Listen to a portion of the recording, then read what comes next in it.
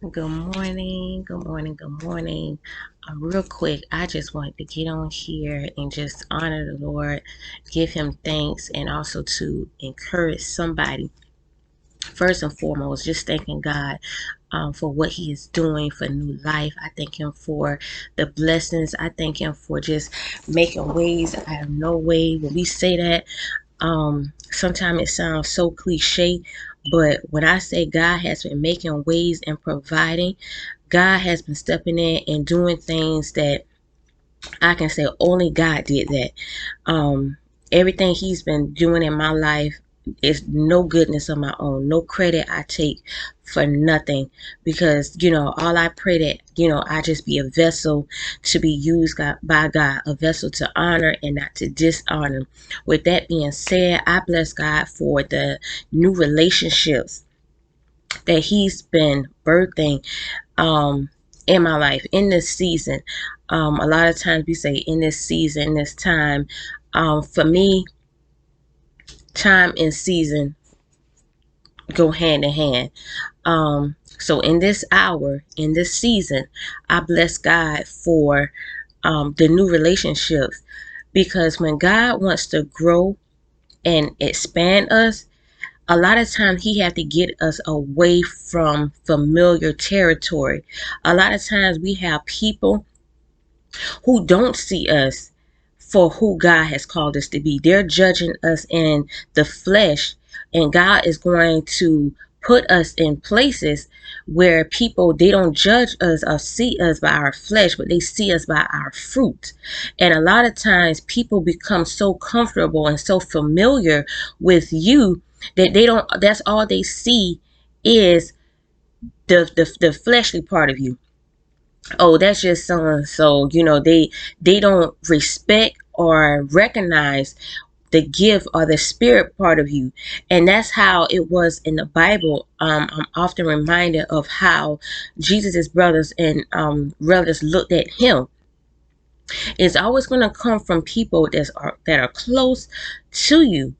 But Jesus, being as awesome and powerful of a man as He was and is, they did not recognize Him. And many times people are going to see you, but not really see you. And I thank God for the relationships that He's been placing in my life. I thank God for even new relationships that He may be placing in your life, because sometimes God have to allow us to get away from, those places and get away from what's familiar, just so people can see it, just so we can grow. We hold on to so many, familiar things, what's comfortable to us.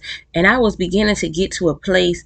There were a couple of people that I had truly admired from birth, growing up, in the ministry, growing up, in the church. There were some people who I very much looked up to and admired.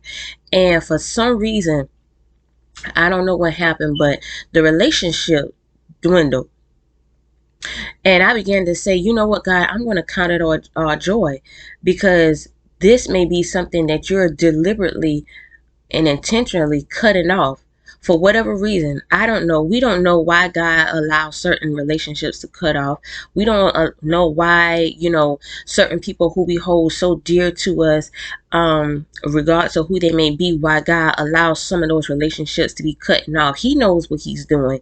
We don't always know. Further along down the line, like the older people say, you will understand it better by and by.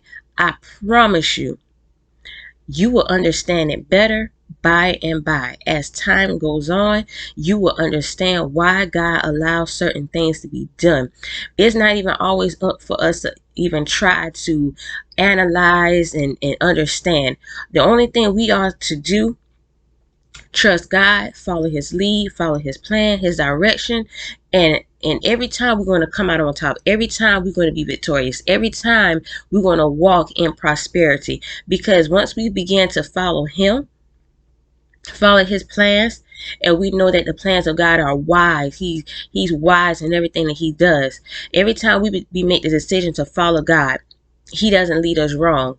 So I'm just, grateful for what God is doing. I'm thankful because, ministry is not confined to the four walls. And sometimes we confine ourselves to these tight spaces and we confine ourselves to these places. And again, we cannot grow and expand if we don't branch out. If we hold certain things as a crutch, we will never be able to stand on our own 2 feet and walk.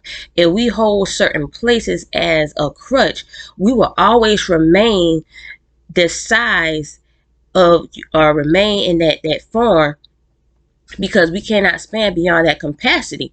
But when we get out, and it's not so much as you're leaving your covenant, you're getting out there and you're yet covered, but God is allowing you to move out, launch out into the deep, stretch out, because there are some things that's within a lot of us that we haven't even tapped into. We haven't even began to tap into our full potential, because many of us have been so confined in a certain place. And I've been asking God to allow me to get in a place where I please him.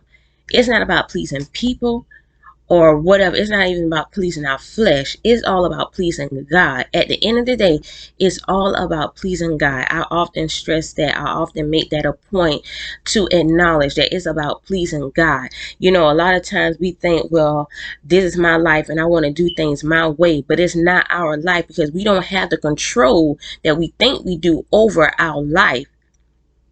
God give us a limited amount of control so that he can take full control. But a lot of times we try to take control and get into areas that God himself belongs. And that's what we began to make a mess of our life. But I'm so grateful to God, and I encourage you to continue to allow God to lead you and direct your path in all righteousness. He said, in all our ways to acknowledge him, and he will direct our path. He will lead us in the path of righteousness for his name's sake. Yea, though we walk through the valley of the shadow of death, we will fear no evil, because we have the comforter with us. He said, I go and I leave with you a comforter. That's his son, Jesus.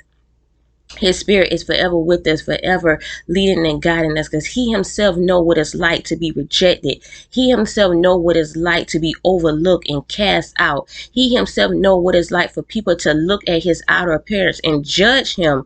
You know, you had those scribes and Pharisees who even judged Jesus back in the day. They judged him because they were so focused on tradition and the law and what the law said, that they judged Jesus, the perfect and the upright. They judge him. So if they judge Jesus Christ, we know we're going to be judged. We know the scribes and the Pharisees are coming for us. We already know this, but stay guarded. Stay on your guard, stay on your watch, stay on the wall. Don't come down. Don't lower your standards. Don't get distracted. Don't look to the left. Don't look to the right. You're doing a great work. I encourage you. You're doing a great work. Stay on the wall. Don't come down. God bless you.